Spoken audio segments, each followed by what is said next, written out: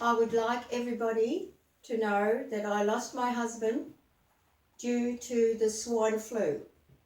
Now, a simple act of that person that had the swine flu to sneeze and cough into their elbow like this, we may still have him.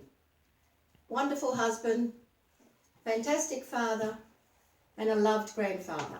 We have 6 children and 13 grandchildren. He lost his life by just taking a flight from Melbourne Tullamarine Airport to Sydney. He came back, he went into cardiac arrest. Within 12 days, he lost his life. Swine flu will be fatal for people who are poor of health, elderly, and young children.